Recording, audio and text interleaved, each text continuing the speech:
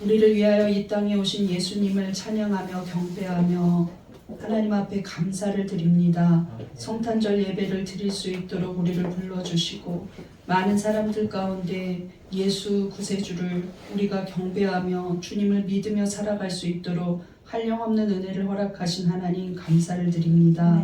이 성탄 예배를 온전히 온 심령으로 온 마음을 다하여서 드리게 하시고 한 사람이라도 왔다가 그저 가지 않게 하여 주시고 성령의 깊으신 은혜 가운데 내가 예수 그리스도를 맞이할 수 있다는 것을 감격하며 살아가게 하여 주시옵소서. 어디를 가나 복음 전하게 하시고 주님 뜻대로 살기로 결단하는 성탄절 예배되게 하여 주시며 주님이 왕이시고 주님이 구세주시오니 주님만이 영광받는 예배되게 하여 주시옵소서. 예수님 이름으로 기도하옵나이다. 아멘. 오늘 말씀의 제목을 보겠습니다. 임마누엘 예수님입니다. 잘못되어 있네요. 임마누엘 예수님. 네. 우리 한번 보겠습니다. 그 본문은 예수님 아버지 요셉이 자신의 약혼녀 마리아가 임신한 것을 알았어요. 그래서 마리아가 임신한 것을 알고 이 여자가 나랑은 어떤 그 관계도 나눈 적이 없는데 왜 임신을 해서 배가 불러오나 이상한 생각이 들어요. 그런데 그 당시에는 임신을 자기 처녀가 임신을 하면은 돌에 맞아 죽어요. 제가 이따가도 설명하겠지만 그래서 요셉은 마음이 선한 사람이기 때문에 가만히 끊고자 했습니다. 그런데 천사가 그때 나타나요. 꿈에서. 그래서 마리아에게 잉태된 아이는 성령으로 된 것이니 그 마리아 데려오기를 네 아내로 데려오기를 두려워하지 말라. 무서워하지 말라. 그리고 그녀가 아들을 낳을 텐데 그 이름을 예수라 하라 하는 메시지를 받는 장면입니다. 예, 오늘 본문에는 강력한 메시지 두 가지가 있어요. 우리가 서론에 알고 가야 될 이거는 반드시 알아놓고 가야 될, 믿고 가야 될 문제입니다. 말씀을 전하기 전에. 그리고 첫 번째는 무엇이냐? 본문에서 전하는 메시지 중 가장 중요한 거는 예수님은 분명히 하나님이시라는 거예요. 본문 1장 20절을 보겠습니다. 시작. 이 일을 생각할 때에 주의 사자가 현몽하여 이르되 다윗의 자손 요셉아 내 아내 마리아가 데려오기를 무서워하지 말라. 그에게 잉태된 자는 성령으로 된 것이라. 자, 우리가 예수님이 세례를 받을 때도 성삼위일체 하나님이 역사하셨어요. 하늘에서는 이는 내 기뻐하는 아들이라 너희는 그의 말을 들으라 하는 성부 하나님의 소리가 들리죠. 그 다음에 예수님은 요단강에서 세례를 받고 있어요. 그리고 성령은 비둘기같이 예수님의 머리 위에 임했어요. 그런데 우리가 가만히 생각해 보면요, 예수님의 성육신, 그러니까 이 땅에 인간의 몸을 입고 아기 예수로 오신 이 예수님 탄생은 철저하게 삼위일체의 협력과 계획 아래서 이루어진 일이라는 거죠. 어쩌다 우연히 생긴 일이 아니라는 거예요. 생각해 보세요. 성부 하나님은 자기 우편에 있던 사랑하는 독생자 아들을 네가 저 땅에 가서, 네가 세상에 가서 인간의 몸으로 죽어야 한다. 죄의 값은 사망이기 때문이에요. 죄를 대신 지려면 육신을 입고 죽어야만 돼요. 그래서 자기의 아들 독생자를 보내주는 이러한 일을 하셨습니다. 사랑 아니고서는 우리에게 보내주실 수가 없죠. 그리고 성자 예수님은 하늘의 영광을 버려야 했어요. 하나님 보좌 우편에 있는 영광을 버리고 이 땅에 아기 예수로 오는 순종을 행했다는 것이죠. 그리고 성령님은 마리아의 몸에 예수님이 잉태되도록 하는 일을 하셨어요. 이것은 성삼위일체의 철저한 협력과 계획 아래 이루어진 일이 바로 성육신 사건이라는 거예요. 그래서 분명히 예수님은 하나님이셨다는 것이죠. 우리가 잘못된 이단들은 예수님은 하나님이 50%고 인간이 50%라 그러는데 그렇게 되면 죄사함의 결과를 얻을 수가 없어요. 50% 인간인 사람은 죄성이 있기 때문이에요. 그리고 온전한 하나님이 아니라면 보혈이 될 수가 없습니다. 그래서 예수님은 완벽한 하나님이신데 완벽한 인간의 육신을 입고 이 땅에 오셨다는 거예요. 믿습니까? 네. 그러므로 예수님은 이 땅에 오신 하나님입니다. 그런데 두 번째 강력한 메시지는 무엇이냐면 우리와 함께 계시려고 오셨다는 거예요. 왜 오셨나? 우리와 함께 계시려고 왔다고 분명히 천사는 이야기합니다. 오늘 본문 중에 주제 성구는 마지막 절 23절이에요. 보겠습니다. 시작. 보라, 소녀가 잉태하여 아들을 낳을 것이요 그의 이름은 임마누엘이라 하리라 하셨으니 이를 번역한즉 하나님이 우리와 함께 계시다 함이라. 임마누엘이 무슨 뜻입니까? 빨간 글씨 시작. 하나님이 우리와 함께 계시다. 예수님의 두 번째 이름은 임마누엘이에요. 하나님이, 그 하나님이, 분명하신 하나님이 우리 가운데 이렇게 계신다는 거예요. 하나님의 아들 예수님이 인간의 육신의 몸을 입고 이 땅에 오신 것, 이것을 성육신이라고 합니다. 이룰 성자를 써서 성육신이에요. 하나님이 사람의 몸을 이루셨다, 이 말이에요. 예수님을 믿지만 우리가 변화가 없는 성도들이 많이 있죠. 저 사람이 정말 그리스도인 맞아? 저 사람 기독교인 맞아? 나 저런 사람 때문에 교회 안 다녀? 하는 그런 욕먹는 일들이 굉장히 많아요. 그런데 예수님을 믿지만 변화가 없는 사람들의 삶을 보면요, 임마누엘 하나님을 믿지 않고 있는 거예요. 아, 내가 이렇게 도둑질할 때 아무도 없잖아. CCTV도 없네. 도둑질해야지. 내가 마음속에서 악한 생각을 할 때, 그때 내 마음을 누가 알아? 나는 입 밖으로 낸 적이 없는데 저 사람 미워 죽겠어. 저 사람 잘 되는 거 시기나 죽겠어. 저 사람 왜 저렇게 잘난 척해? 듣기 싫어. 이런 생각하고 있는 거, 악한 생각하고 있는 거, 하나님은 우리 마음속에도 계시기 때문에 들여다보고 계신다는 거예요. 만약 임마누엘 하나님이라는 걸 안다면 믿는 자들은 분명히 죄를 훨씬 더 멀리하고 훨씬 더 거룩해질 것입니다. 안 믿는 자들도 주님 앞에 돌아오겠죠. 그런데 우리가 예수님이 우리와 함께 하심으로, 임마누엘 예수님이 되심으로 말미암아 우리가 누리는 은혜가 특별한 권세들이 많아요. 그 특혜가 무엇인지 오늘은 그 임마누엘 예수님으로 인해 누리는 은혜에 대해서 여러분에게 전하고자 합니다. 첫 번째 1번 시작. 예수님이 나의 참된 위로자가 되십니다. 육신을 입고 인간처럼 사신 유일한 분, 하나님 중에서 성부, 성자, 성령 중에서 유일하게 인간의 모든 것을 경험하신 분, 죽음까지 경험하신 분이 예수님입니다. 그 예수님은 지금도 하나님 우편에 계시지만 부활하신 인간의 육체를 입고 계세요. 그냥 갑자기 영만 있는 게 아니라 우리가 다시 주님이 재림하실 때도 인간의 육신의 몸을 입고 오실 거예요.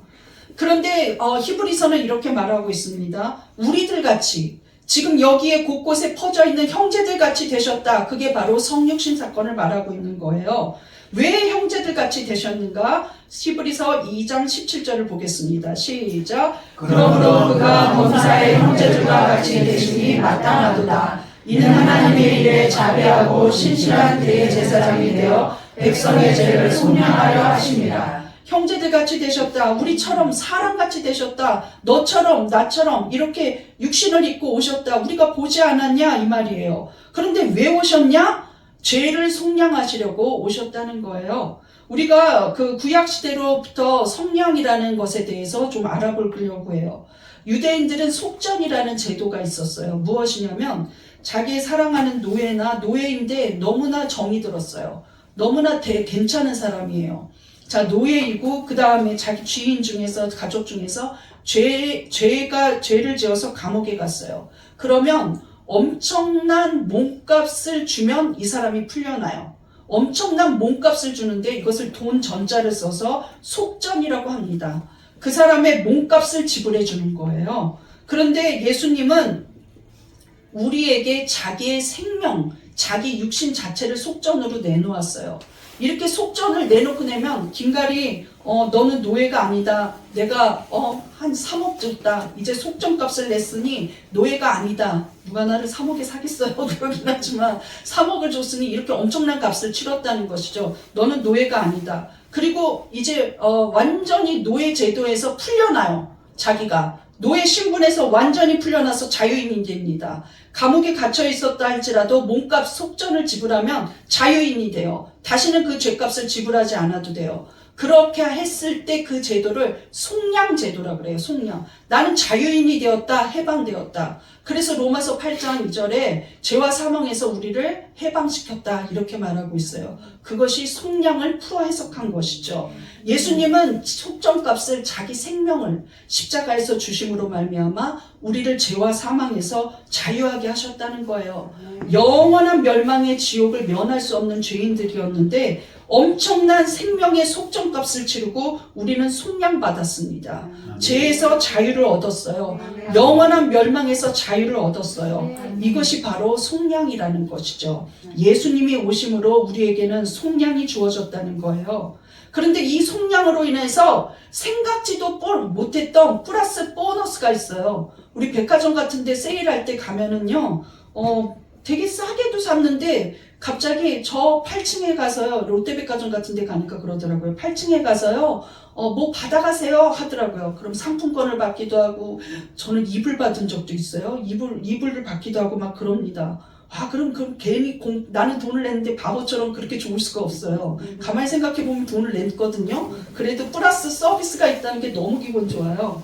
TV를 달아줄 때 리모컨 한 대를 한 개 더 주더라고요, 기사님이. 얼마나 구신거리면서 그것을 받았는지. 네. 그래서 감사하다고 하면서 구신거리면서 그것을 받았습니다. 생각해보면 바보천치 아닌가요? TV를 샀는데 말이죠. TV를 샀는데 리모컨 하나 더 드릴게요 했더니 너무 감사해요 하면서 기사님을 그냥 은인처럼 생각하더라고요, 제가. 네. 여러분, 근데 우리가 플러스 서비스가 있다는 거예요. 플러스 알파 보너스가 있다는 거예요. 그것은 무엇이냐? 예수님이 십자가를 지시고 이 땅에 오셔서 33년을 사시는 동안에 우리처럼 인간처럼 모든 고난과 모든 고통을 체험하셨기 때문에 우리를 도울 수 있다는 거예요. 엄청난 공감대를 이루셨다는 것이죠. 네가 느끼는 그 고통 나도 느꼈다. 네가 죽음 앞에서 두려워하는 거 나도 느꼈다 이거예요. 히브리서 2장 18절 바로 다음 절 보겠습니다. 시작. 그가 시험을 받아 고난을 당하셨은즉 시험받는 자들을 능히 도우실 수 있느니라. 예수님이 친히 이 모든 것을 감당하셨어요. 우리 성령님, 성부 하나님도 우리처럼 아픔을 느껴보지도 못했고 우리처럼 슬픔을 느껴보지 못했어요. 왜냐하면 육신을 입지 않았기 때문에 오직 거룩하고 하나님의 속성을 그대로 갖고 있고 인간이 누리는 그 생사화복을 모른다는 것이죠. 그런데 그 성삼위 하나님 중에 유일하게 예수님이 육신을 입고 오심으로 말미암아 우리 죄가 속량받았을 뿐만 아니라 보너스로 우리처럼 긍휼과 괴로움과 고통을 체험하셨다는 거예요. 예수님이 겟세마네 동산에서 목요일 밤에 금요일 아침에 십자가에 달리는데 목요일 밤에 마지막 기도를 하실 때 너무나 괴로운 부분을 사랑하는 세 제자에게 말하는 장면이 있습니다. 그것만 봐도 예수님 우리처럼 고민하고 슬퍼했구나 하는 걸 알 수 있어요. 마태복음 26장 37절입니다. 시작. 베드로와 세례의 두 아들을 데리고 나시되 고민하고 슬퍼하사 이에 말씀하시되 내 마음이 매우 고민하여 죽게 되었으니 너희는 여기 머물러 나와 함께 깨어있으라 하시고. 우리 빨간 글씨만 읽어보세요. 시작. 고민하고 슬퍼하사 내 마음이 매우 고민하여 죽게 되었으니. 극도의 고민이었겠죠. 몇 시간 후면 나는 끔찍한 고난을 당하면서 서서히 죽어갈 것이다. 서서히 피를 흘리고 서서히 죽어갈 것이라는 그 고통, 괴로움을 미리 끔찍하다는 생각을 했다는 거예요. 예. 그것을 아신다는 거죠. 죽음 앞에서 두려워하고 엄청난 고통 앞에서 미리 두려워하는 그 마음을 누가 아시느냐? 예수님이 직접 아신다는 거예요. 힘든 일이 있을 때 제가 은혜 받고 났는데도 너무 삶이 고통스러울 때 이런 말을 되게 많이 해서 나중에는 회개했어요. 하나님은 아무래도 나를 버렸나 보다. 너무 응답이 안 되니까요. 이건 하나님은 나를 무엇인가 내가 뭔가 잘못했구나. 나를 버렸구나. 내 삶을 돌아보시지 않으시는구나. 불평 원망은 하지 않았지만 하나님이 나를 버렸구나 이런 생각을 많이 했어요. 그런데 제가 은혜를 받고 나니까 한 번도 버린 적이 없으셨다는 걸 알고 회개를 많이 했습니다. 그런데 진짜 버림받은 분은 예수님이었어요. 철저하게 버림받았습니다. 왜? 우리를 살리려면 예수님의 그 고통의 이 잔을 내게서 옮겨주시옵소서 하는 고통의 기도를 응답하실 수가 없었던 거예요. 예수님은 한평생 한 번도 자기의 삶 가운데서 단 한 번도 0.00001초도 하나님 아버지와 헤어져 있어 본 적이 없어요. 예수님이 가는 곳마다 하나님은 있어요. 육신을 입고 왔다 할지라도 하나님은 함께 역사하셨습니다. 그런데 십자가를 지시는 그 순간 하나님을 철저하게 그 예수 그리스도를 딱 단절했어요. 왜 그러냐? 인류의 모든 죄를 짊어지셨기 때문에 그 죄의 짐을 짊어진 사람하고 같이 있을 수 없는 거예요. 그리고 우리를 위해서는 하나님은 예수님을 완전히 철저하게 버려버려야 했다는 것이죠. 예수님의 마지막 십자가에서의 말씀이 무엇이었습니까? 마태복음 27장 46절 시작. 새벽쯤에 예수께서 크게 소리질러 이르시되 엘리 엘리 라마 사박다니 하시니 이는 곧 나의 하나님 나의 하나님 어찌하여 나를 버리셨나이까 하는 뜻이라. 실제로 예수님이 버림받았지 우리가 기도가 안 된다고 버림받은 거 절대 아닙니다. 나중에 돌이켜보면 그 순간이 하나님과 가장 같이 있었던 순간이에요. 버림받은 이유는 당연히 우리의 죄 때문이셨죠. 그것 속량을 위해서 버려졌다는 거예요. 그렇기 때문에 우리가 기도가 거절당하는 부분, 하나님이 나를 외면했다는 부분, 나만 하나님 앞에 소외되어 있다는 부분을 예수님만큼 느끼신 분은 없습니다. 우리는 감정적으로만 그렇게 느끼고 착각하는 뿐인데 예수님은 실제로 그 일을 당하셨어요. 유일하게 하나님 앞에서 완전히 버림받은, 영과 육을 버림받은 분이 예수님이라는 거예요. 하나님의 신분이고 하나님의 아들인데 철저히 버림받아야 했다는 것이죠. 그래서 버림받는 그런 고통을 아신다는 거예요.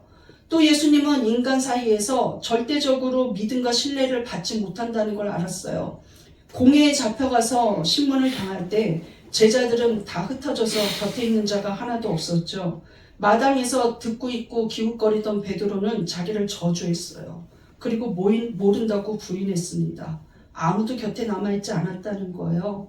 병자를 고칠 때는 사람들이 계속 쫓아다니고 죽은 자를 살릴 때는 와 예수님 대단하다고 말했지만 5,000명을 먹이기까지 했지만 인간에게 철저히 배신당했습니다. 아무도 예수를 살려야 한다고 말하는 사람이 없었다는 거예요. 배신받고 멸시당했다는 것이죠. 우리도 고난 중에 있을 때 예수 그리스도를 바라보면 그 시험을 이길 수 있습니다. 예수님은 우리가 당한 멸시는 손에 잡히지도 않을 만큼 비교할 수도 없을 만큼 큰 멸시를 당하셨기 때문이에요. 그러므로 예수님은 우리의 위로자가 완벽한 위로자가 되시고 완벽한 공감을 하고 계신다는 거예요. 그러므로 예수님이 우리를 긍휼히 여기시면서 우리의 기도를 응답하시는 분이시라는 거죠. 그래서 예수님이 우리의 중보자이십니다. 믿습니까? 우리 한번 고백해 보겠습니다. 예수님은 나의 위로자입니다. 나의 위로자입니다. 내 고통을 예수님이 아십니다. 예수님이 아십니다. 여러분 남에게 말 못할 고통과 어려움 가운데 있습니까? 또 외롭습니까? 예수님이 아신다는 거예요. 믿습니까? 네. 두 번째 임마누엘 예수님. 2번 시작. 내 삶의 결정권은 모두 예수님께 있습니다. 우리 오늘의 주인공이 요셉이 꿈을 꾸는 장면인데 요셉을 보면 정말 배려심이 있는 사람이에요.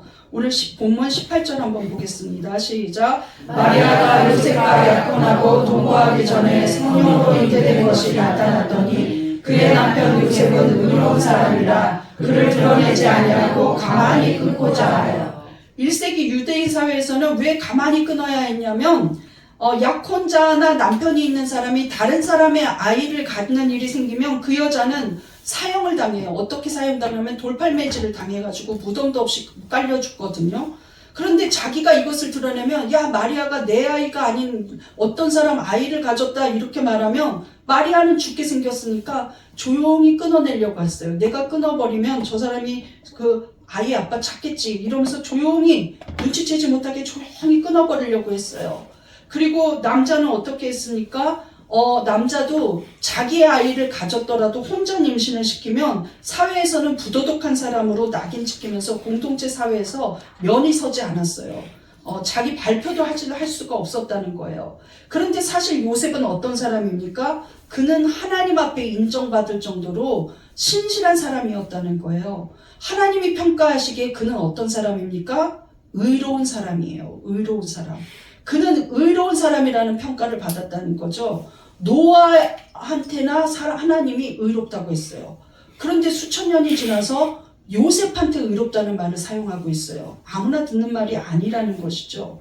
그런데 그는 사회적으로 매장당하는 희생을 감내해야 했고, 그럼에도 불구하고 요셉은 자기 의로움을 드러내지 않아요. 자기 의에 빠져서 내가 어떤 사람인데 이런 소리를 들어야 합니까? 내가 왜 사회에서 부도덕한 사람으로 변해야 합니까? 내가 지은 죄도 아니고, 내가 잘못한 것도 아니고, 내가 계획한 일도 아니고, 내가 기도한 일도 아닙니다 하고 말하지 않았다는 거예요. 자기 의를 완전히 내려놨어요. 천사가 저에게 잉태된 자, 마리아에게 잉태된 것은 성령으로 잉태된 메시아다 하고 말했을 때 이런 방구 반대말을 하지 않아요. 그리고 오히려 마리아를 감싸주고 보호하고 신변을 도와주기로 작정합니다. 그냥 받아들인 거예요. 사람들 앞에 보이는 내 도덕성 내려놔도 좋다는 것이죠. 자기 주장을 하지 않기로 결단했다는 거예요.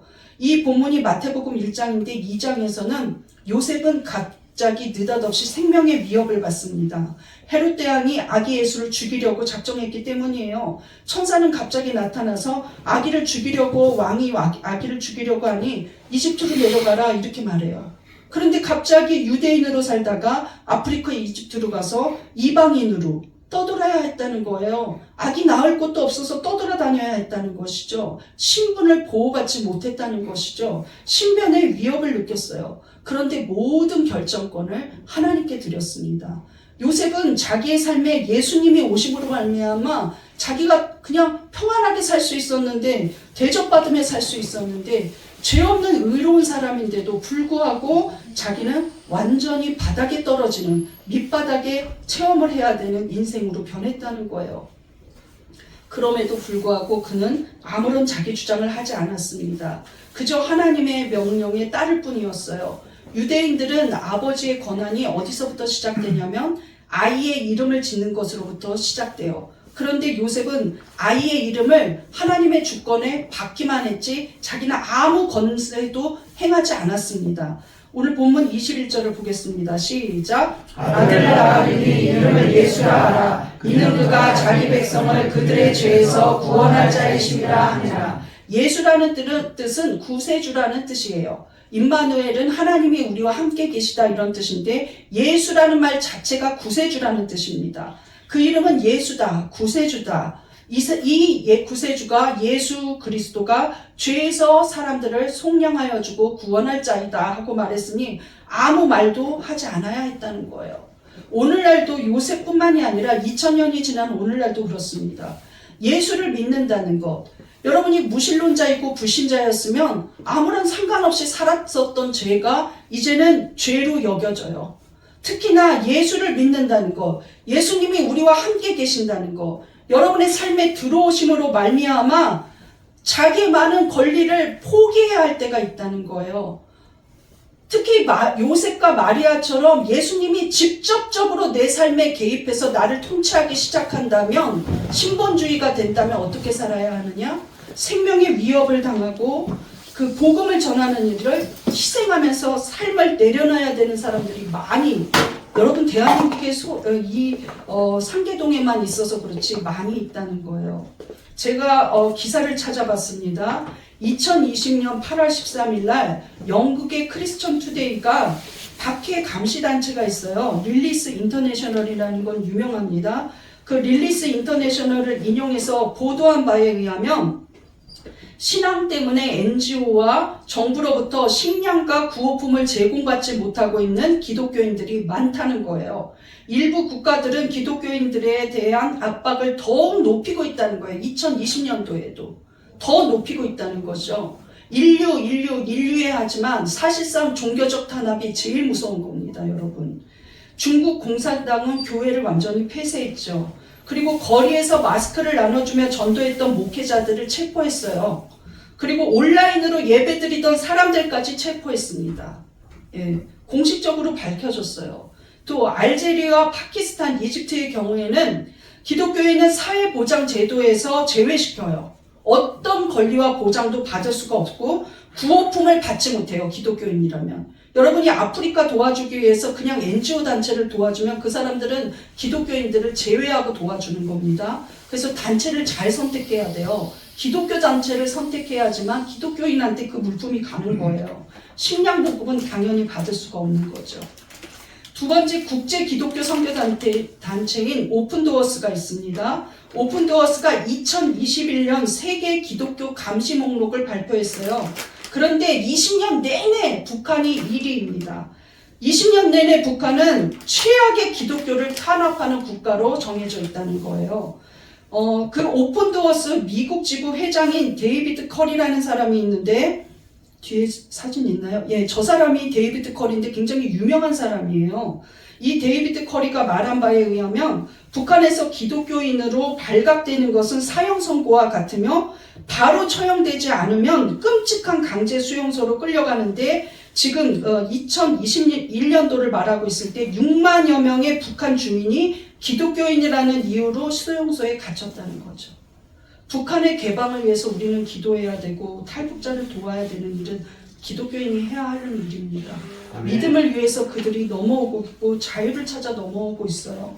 오픈도어스가 발표한 2019년 기독교 밖의 공식적 통계, 이거는 공식적으로만 통계를 낸 거예요. 개별적으로 혼낸 거는 해당되지도 않아요. 공식적 통계를 보면 폭행, 살인, 협박 등 육체적, 정신적 학대를 당한, 공식적으로 학대당한 기독교인이 14,645명입니다.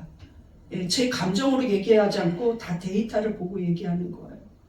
그들은 그럼에도 불구하고 기독교인이라는 이유로 난민이 되기도 하고 기독교인이라는 이유로 자유를 억압당하고 기독교인이라는 이유를 절대 포기하지 않아요. 그럼에도 불구하고 서로가 복음을 전하는데 희생하고 있고 수많은 자유를 포기한 대한민국의 선교사들이 그곳에 곳곳에 침투되어 있습니다. 오히려 영국과 미국보다도 더 많이 지금은 한국이 그 일을 하고 있어요. 한국 선교사님들이. 우리 신목성 선교사님도 그런 일을 하고 있지 않습니까? 네팔의 김태수 목사님도 그 일을 하고 있고요. 여러분, 예수를 믿는다는 건 요술지팡이를 갖는 게 아니에요. 예수를 진정으로 요셉과 마리아처럼 내 삶에 완벽하게 들어오게 한다면 그냥 멀리서 지켜보는 분이 아니라 내 삶의 통치자로 모신다는 거.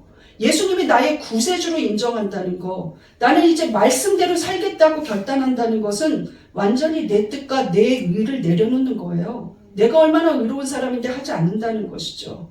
삶의 모든 결정권이 이제 예수님 뿐이라는 거예요. 나는 결정할 수 없다고 고백하는 거예요. 그것이 임마누엘 예수님을 믿는 것입니다. 믿습니까? 네. 이것이 현대인들에게 들리면 굉장히 시대착오적인 발상으로 보여요. 그런데 예수님은 뭐라고 하셨을까요? 제자들에게 마태복음 16장 24절입니다. 시작. 예수께서 제자들에게 이르시되 누구든지 나를 따라오려거든 자기를 부인하고 자기 십자가를 지고 나를 따를 것입니다. 자기를 부인한다는 건 네가 여태까지 의롭다고 생각했던 거 내려놓으라는 거예요. 네가 잘났다고 생각한 거 내려놓으라는 거예요. 네 계산 내려놓으라는 거예요. 네 명예 내려놓으라는 거예요. 네 자녀, 네 남편, 네 아내, 네 가족이 우선이라는 거 그거 1번 아니라는 거죠. 내려놓으라는 거예요. 네 휴식 내려놓으라는 거예요. 네 건강 내려놓으라는 거예요. 실제로 제가 보면 주변에 아픈 목사님들이 사명 감당하는 경우 많이 있거든요. 자기 사명 놓지 않는 경우 많이 있어요. 선교사님들 여기 오면 전부 다 병원 다니다가 그냥 돌아가십니다. 다시 가요. 자기 헌지로. 병원만 다니다 가는 거예요. 나는 철없을 때는 선교사님들은 하나님이 지켜준 성령의 사람이니까 하나도 안 아플 거라고 생각했어요. 나는 철없을 때는 목사가 되면 건강할 거라고 생각했어요. 그런데 왜 이렇게 우리를 부인해야 되는 일들은 많은지. 이런 방법 말하지 않고 주님만 보고 울 때가 많다는 거죠. 여러분의 삶에 임마누엘 예수님 오시면 당연히 여러분의 것 내려놓고 그거 예수님 겁니다. 믿습니까? 네. 우리 한번 고백해 보겠습니다. 내 삶의 결정을 예수님께 맡깁니다. 예수님께 맡깁니다. 예수님이 내 인생의 주인입니다. 예수님이 내 인생의 주인입니다. 예수님이 내 인생의 주인입니다. 믿습니까? 네. 그저 이 교회가 내 거라고 생각하는 거 그 착각이에요. 목회자인 저도 내 교회라고 생각하지 않아요. 나를 그저 한 주 한 주 사용해 주니까 감격스러울 뿐이에요. 고달플 때도 있고 그냥 집에서는 뭐 불평하기도 하지만 매주 세워준다는 것만으로도 너무 기적이라고 생각합니다. 나 같은 죄인이, 나같이 볼품없는 자가 하나님 앞에 어떻게 사용받나? 매주 찬양할 수 있는 거 하나님이 또 기회주고 또 기회 준 거예요, 여러분. 그냥 막 할 수가 없는 겁니다. 예배자로 세우는 거 하나님이 그 거룩한 제단에 세우게 하려고 예수님은 자기 몸을 희생하셨어요. 믿습니까? 마지막 세 번째, 3번 시작. 전폭적인 예수님의 용서와 사랑을 받습니다. 예수님이 나와 함께 계신다는 것은 어쩌면은 예수님이 속 들어와 버리면은요, 우리가 성령 받으면 예수 그리스도께서 같이 확 내주하십니다. 이전에 그냥 교인으로 썬데이 크리스찬으로 다니고 그냥 예수님은 있겠지, 교회 가면 좋아 이렇게만 다닐 때는, 대충 다닐 때면 예수님이 하나도 두렵지 않아요. 그런데 예수님이 내 삶을 움직이기 시작하고 통치하시기 시작하면 너무 두려워요. 그래서 죄가 죄로 여겨지는 거예요. 아, 내가 이렇게 살아도 되나? 내가 이 직업을 선택해도 되나? 내가 이런 말을 왜 했을까? 내가 예수님을 욕되게 하지 않았나? 두려움이 생긴다는 거예요. 왜 그렇게 두려울까요? 예수님을 인정하고 모셔드리고 그분이 나의 통치자가 되기 때문에 나의 죄까지도 드러난다는 걸 알기 때문에 내 행동, 내 생각 모든 것이 예수님이 들여다보고 있다는 걸 알게 되면 너무 두려울 수밖에 없어요. 그 거룩하심 앞에서 우리는 무릎을 꿇을 수밖에 없다는 것이죠. 베드로를 생각해 보세요. 그냥 평범한 어부일 때 그 갈릴리의 어부 베드로에게 예수님이 오셨습니다. 하루 종일 그물을 던져도 물고기가 잡히지 않아요. 어부 인생 처음으로 정말 물고기 한 마리도 보지 못하는 적이 처음이란 말이죠. 그런데 예수님이 깊은 곳에 던져라 이렇게 말해요, 그물을. 그런데 그물이 찢어질 만큼 많이 어선에 가득이었거든요, 물고기가. 그런데 베드로가 예수님 나랑 동업합시다 하지 않아요. 예수님 매일매일 이렇게 잡히게 해주세요 이렇게 하지 않아요. 그 거룩하심 앞에서 베드로는 영적으로 눈이 딱 띄었어요. 야, 나는 정말 예수님하고 같이 못 있겠구나. 이게 진짜라는 거죠. 예수님이 두려워져야 진짜 예수님이 내 삶을 통치하고 있는 겁니다. 그저 사랑만으로 가득한 게 아니에요. 그분의 거룩하심과 그분의 공의를 보면 나는 안 할 말 할 말을 무릅쓰고 해야 한다는 것이죠. 누가복음 5장 8절 보십시오. 시작. 시몬 베드로가 이를 보고 예수의 무릎 아래 엎드려 이르되 주여 나를 떠나소서 나는 죄인이로소이다 하니. 주여 나를 떠나소서 나는 죄인입니다. 아, 내가 어떻게 복음을 전하겠어? 내 입술이 거룩하지 않은데 회개하고 복음 전할 수밖에 없어요. 그렇게 단순하게 하나님을 만홀히 여겨서는 안 되는 것이죠. 내가 어떻게 찬양할 수 있겠어? 내가 감히 어떻게 설 수 있겠어? 내가 어떻게 감히 기도할 수 있겠어? 또 기도하면서 준비하는 거죠. 쉽지 않다는 거예요. 주여 나를 떠나소서 난 죄인입니다. 죄인. 예수님 같은 분하고 내가 어떻게 같이 있습니까? 난 천하디 천한 죄인입니다. 예수님은 나랑 같이 있으시면 안 돼요 하고 떠나라고 말할 정도로 그 거룩함 앞에서 무릎 꿇었다는 거예요. 예수님이 나와 함께 하시면 나의 과거도 라는 게 놀라울 뿐이라서 울면 얼마 안 가 방언도 받고 은혜도 받습니다. 그런데 그냥 은혜에만 집착하면 회개가 안 나와요. 내 자신의 죄를 바라보면 예수님 오셨다는 부분입니다. 예수님은 우리를 전폭적으로 사랑하세요. 사랑하기 때문에 십자가를 지셨지 사랑하지 않는다면 왜 그 일을 해야 합니까? 왜 생명을 줘야 돼요? 사랑하기 때문에 우리에게 생명 주셨습니다. 우리를 속량하셨어요. 전폭적인 사랑을 받는다는 거예요. 예수님이 여러분의 삶 가운데 임마누엘 예수로 오신다는 건 이제 그 누구보다도 예수님이 내 편이 되었다는 뜻입니다. 믿습니까? 예수님이 날 사랑한다는 걸 알면 외롭지 않아요. 그저 여기저기 누구 만날 사람 없나 할 필요가 없어요.